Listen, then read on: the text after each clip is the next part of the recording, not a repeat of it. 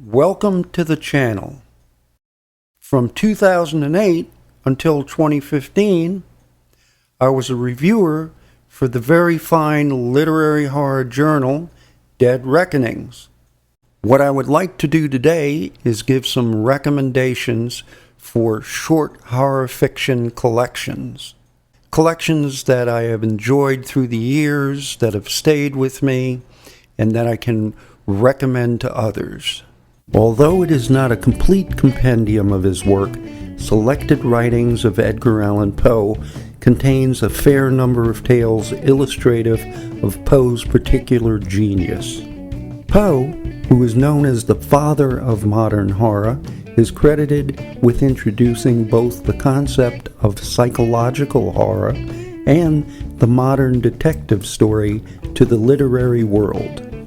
Three of Poe's more unsettling psychological horror stories, The Telltale Heart, The Black Cat, and William Wilson, are contained in the volume. Also contained in the collection are The Murders in the Rue Morgue and The Purloined Letter, which are thought to be two of the earliest examples of modern detective fiction. Poe's terrifying revenge stories are represented here by The Cask of Amontillado and Hop Frog, as well as The Mask of the Red Death, which is a revenge story with supernatural elements. There is also psychological horror with a supernatural bent in The Fall of the House of Usher. There are only 4 stories in Robert W. Chambers' short story collection, The King in Yellow, that may be classified as horror stories. Yet, those 4 stories have had a major impact on the genre.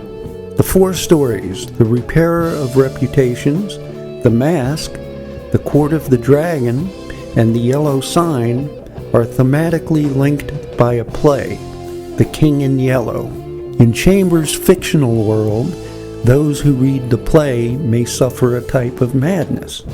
In reality, the first story in the collection, The Repairer of Reputations, may have an almost hallucinatory effect upon the reader.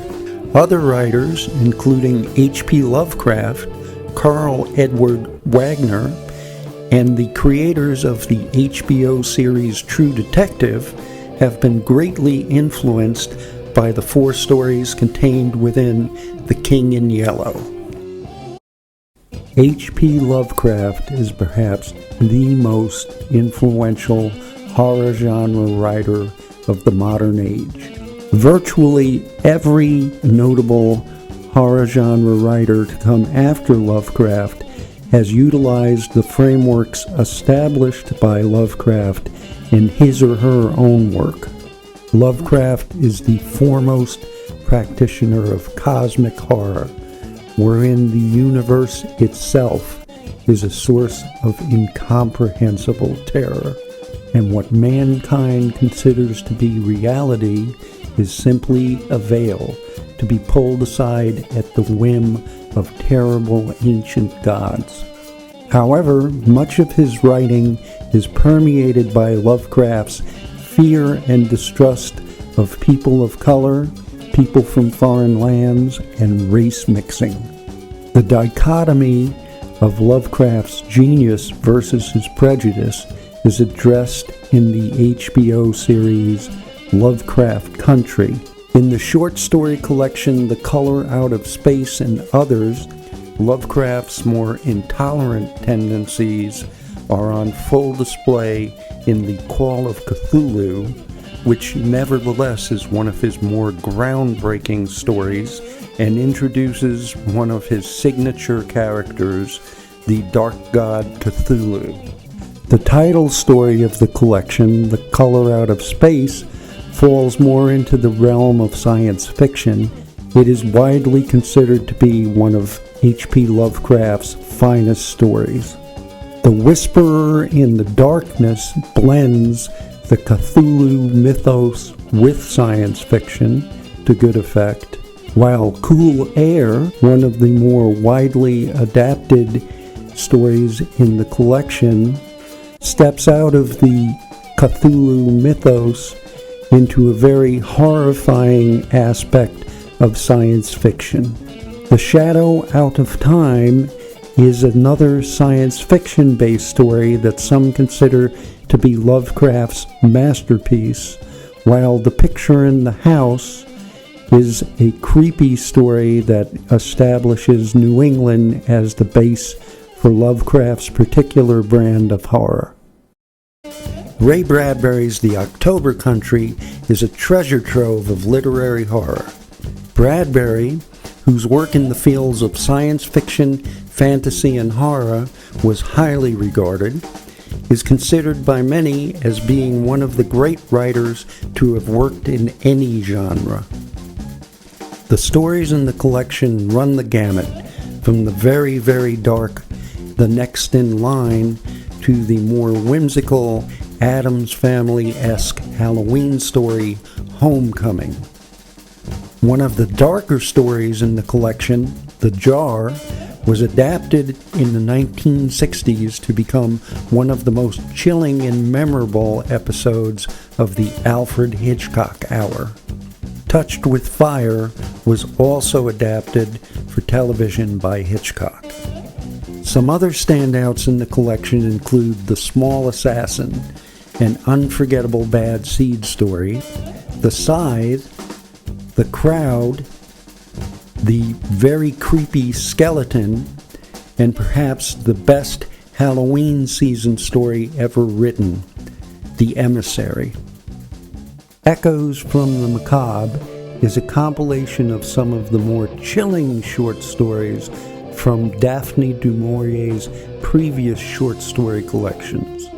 Du Maurier, not unlike her contemporary Shirley Jackson, is a practitioner of quiet horror. Two of the stories in this volume are quite famous by virtue of them having been made into major motion pictures.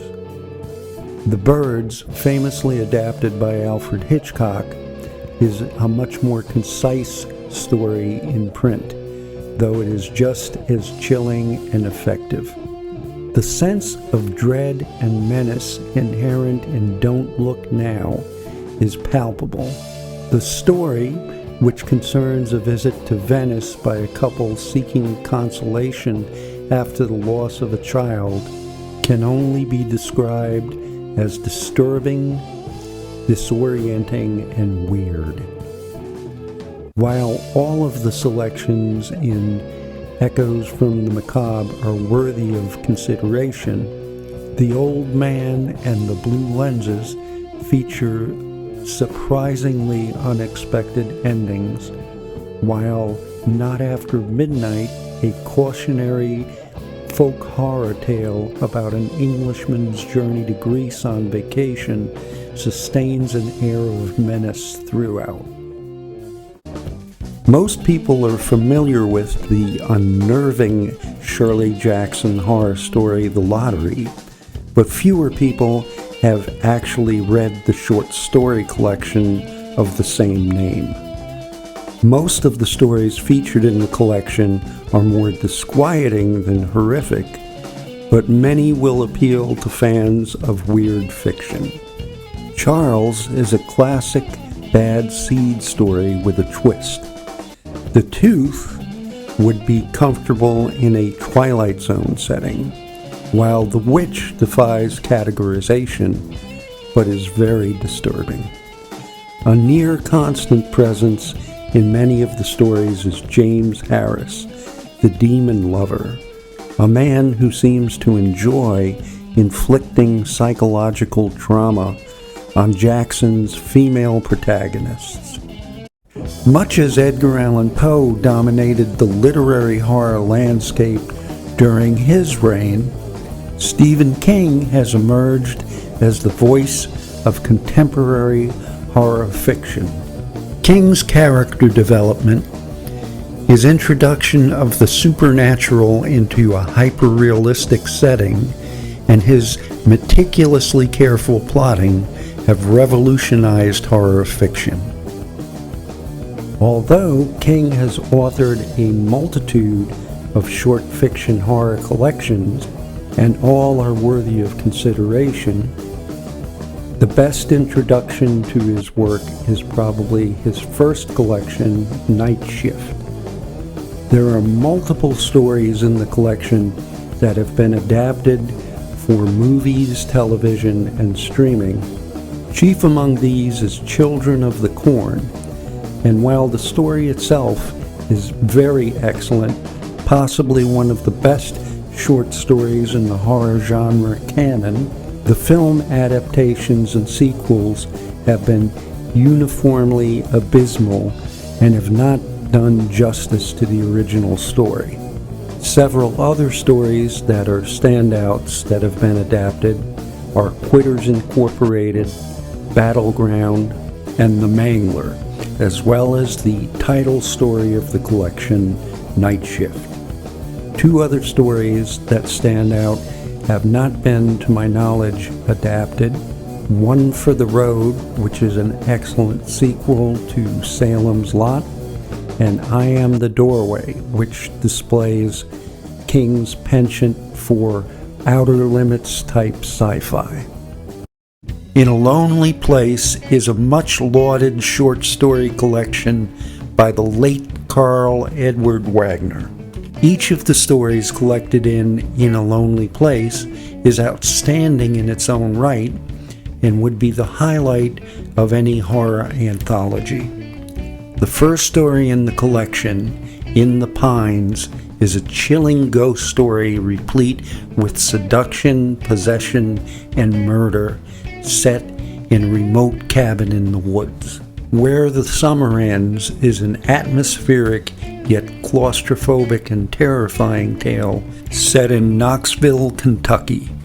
It is one of two stories in the collection to feature a possibly supernatural race of little people as a source of menace. Styx is a British fantasy award-winning tale inspired in part by the work of Lee Brown Coy, the renowned illustrator of Weird Tales fame. The story is concerned with cosmic horror and falls solidly within the Lovecraft mythos. Styx is acknowledged by the creators of the HBO series True Detective as an inspiration for the utilization of stick lattices in the storyline and production of the series. Wagner, who left a psychiatric residency to pursue writing and editing full-time, airs some of his misgivings about the medical establishment in the quite ominous The Fourth Seal. 220 Swift, one of the more gripping tales in the collection, details an archaeologist's quest to find a lost network of caves in the mountains of North Carolina. During the search for the cave network, the archaeologist encounters signs of what may be an ancient race of beings living under the surface of the earth. The last two stories in the collection are highly erotically charged and decadent in their nature.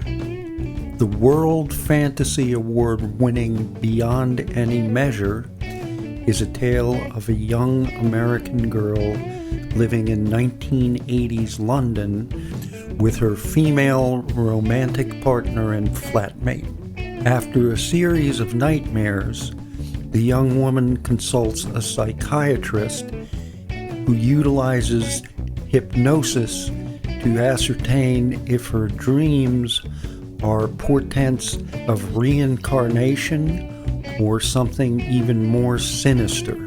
Possibly the most famous story in the collection, The River of Nights Dreaming, sends a young woman fleeing possible incarceration or worse to take refuge in an anachronistic Victorian household.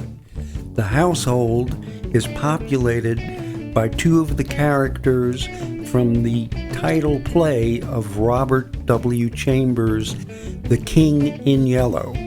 Mrs. Castaigne and her maid Camilla at first welcoming, inflict both agony and ecstasy upon their new ward, who experiences it all in a dreamlike fugue state until things really fly off the rails. While only 4 novella-length stories inhabit T.E.D. Klein's Dark Gods collection, many feel that it is one of the best short horror fiction collections ever published. A cautionary note in regard to 2 of the stories in the collection. Children of the Kingdom and Black Man with a Horn display varying degrees of racial and ethnic insensitivity during the course of the stories. Children of the Kingdom, which is set in New York City during the 1970s, starts off the collection. The story concerns a possible alternate history of the world involving a subterranean humanoid species which originated in South America. The story's narrator begins to suspect that these subterranean dwellers have migrated to New York City in order to propagate their species. Excellent character development and the author's meticulous plotting enhance the story. The second story in the collection, T.E.D, is a masterclass in dread. A New York couple who have acquired a majestic and seemingly unobtainable property in Connecticut throw a housewarming party. As the night goes on, several partygoers begin to realize that the couple may have acquired the house through immoral, if not illegal, means, and that the previous owner of the house is now committed to an asylum. As the couple's friends wander throughout the house, it becomes increasingly obvious that the previous occupant had a more than passing interest in things of an occult nature. Klein lets the story slowly build to a truly terrifying ending. Black Man with a Horn concerns a writer, a contemporary and acquaintance of H.P. Lovecraft, who finds himself embroiled in intrigue and mystery when he stumbles across evidence that one of Lovecraft's fictional tribal cults actually exists. The story evolves slowly with an air of mystery that may chill some readers to the bone. The World Fantasy Award-winning story Nadelman's God rounds out the collection. Though there is a comic and sarcastic undertone to the story, it is in actuality one of the most chilling tales of cosmic horror ever published. Nadelman, a New York City ad writer, had written a nihilistic poem about an alternative god in his youth, and the poem was subsequently published by his college literary journal.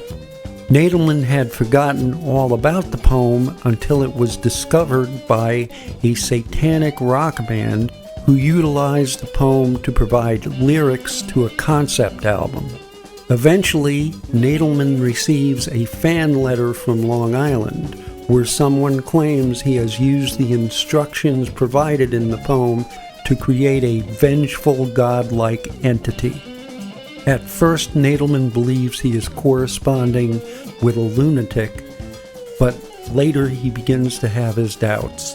In a brilliantly chilling passage, Nadelman returns to a beach he had frequented as a child, where frightening repressed memories resurface and make him question everything he knows and believes. The ending is more thoughtful than climactic, which gives a more haunting finale to the tale. Clive Barker's Books of Blood is arguably the best and perhaps the most groundbreaking collection featured in this video. Barker wrote the 6 stories featured in the collection at the height of his powers in 1984. Who else would dare try and convince you of the existence of a 400-pound possessed talking pig who holds sway over and demands sacrifice from the residents of a British reform school? Who else would try and convince you of the existence of two Eastern European cities whose residents band together to form two skyscraper-like warriors who then compete in a centuries-old rivalry? Pig Blood Blues and In the Hills the Cities are just two of the more audacious tales in the collection. In The Midnight Meat Train, Barker posits that the New York City subway system was founded not merely to provide transportation for the commuters of the city, but rather to provide sustenance for the true power of the city. Sex, Death, and Starshine may be my favorite Clive Barker story. The story lives up to its title quite admirably. It works perfectly well as a character study and behind-the-scenes look at a flawed production of Shakespeare's Twelfth Night, set in a theater of fading grandeur. But in actuality, Sex, Death, and Starshine is one of the finest ghost/zombie tales ever told. What makes the story really sing is Clive Barker's extremely dark sense of humor.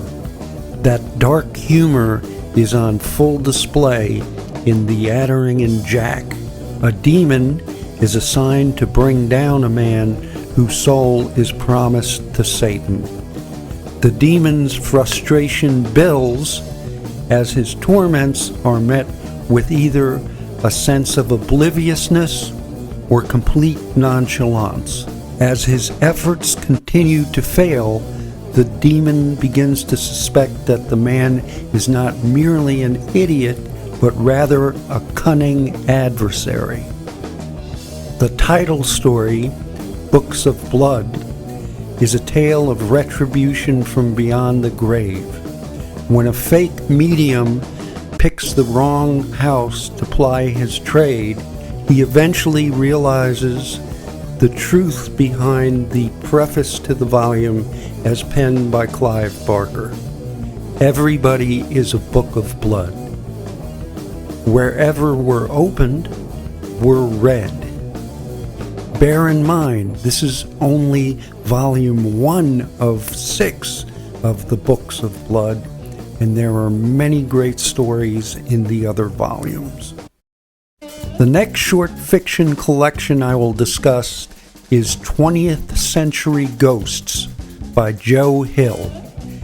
Even though Hill has his own unique and strong voice as a writer, he is the son of famed author Stephen King, and Hill's unique perspective on the industry may have enhanced two of my favorite stories in the collection.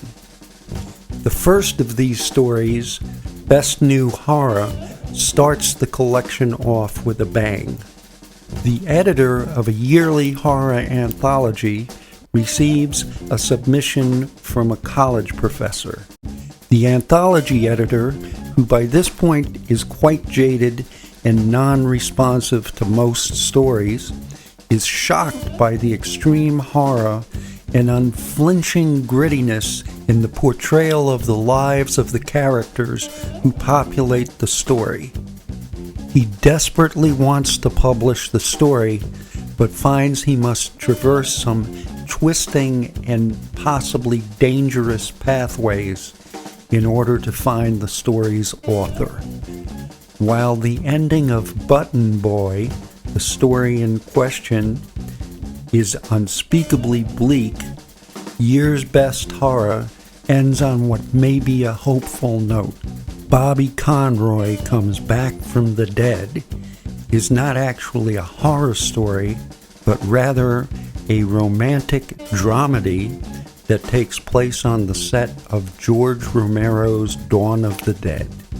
The story itself is engrossing, the main characters are captivating, and Hill's possible real-life familiarity with some of the other characters depicted in the story lends an air of authenticity to the proceedings.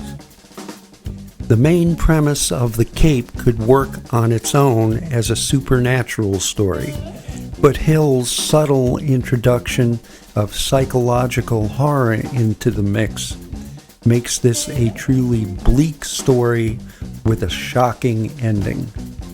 The Black Phone, a tale of child abduction and supernatural retribution, has been made into a very fine movie. Some other standouts in the collection include the title story, 20th Century Ghosts, Pop Art, and Abraham's Boys. My stint as a reviewer at Dead Reckonings introduced me to the work of some fine writers I had never encountered before, people like Gary McMahon and Don Webb.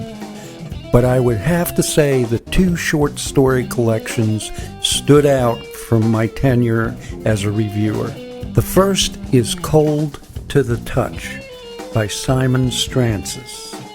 Here, Strantzas' work brings to mind the weird and strange fiction of Thomas Ligotti, H.P. Lovecraft, Robert Aickman, and Fritz Leiber. But this author speaks to the reader in a unique voice that can only belong to Simon Strantzas. Some standouts in the collection are Under the Overpass, a chilling coming-of-age tale that juxtaposes the innocence of youth with the harshness of reality. The Other Village, a disturbing cautionary tale that explores the dynamic of the relationship of two women on holiday. Although the usual cautionary tale plotline of hidden dangers in exotic locales is explored, the ending is unconventionally disquieting. The Uninvited Guest is a disturbing tale wherein a suburban cocktail party is interrupted by the arrival of an uninvited and increasingly unwelcome guest. Pinholes in Black Muslin explores the pitiless and cold universe envisioned in Lovecraft's cosmic horror. Several other tales, Fading Light, The Sweetest Song, and Poor Stephanie, stand out for me as well. The final collection I will talk about here is Strange Epiphanies by Peter Bell. Bell is a practitioner of quiet horror, much in the tradition of Arthur Machen, and the stories, though quiet, are quite disturbing. Each of the stories in Strange Epiphanies is a gem, but I will concentrate here on 3 stories that have stayed with me and I have reread more times than I can count. In the cautionary tale Resurrection, Bell gives a breath of life to the Cumbrian countryside. For me, the tale is evocative of Ramsey Campbell's Mary May, or perhaps Thomas Ligotti's The Last Feast of the Harlequin. Perhaps my favorite story in the collection is A Midsummer Ramble in the Carpathians. It may well be the finest story of its kind I have ever read. Bell's artistry and attention to detail make this tale of a bookseller's attempt to retrace the steps of an exploring journalist both compelling and chilling. The ending is completely unforgettable. The final story in the collection, Nostalgia, Death, and Melancholy, is also quite extraordinary. The protagonist of the story visits the Isle of Man and takes a journey through some of his childhood haunts. As the tale unfolds and some suppressed childhood memories come to the surface, it becomes apparent that revisiting your childhood is perhaps not the best idea for everyone.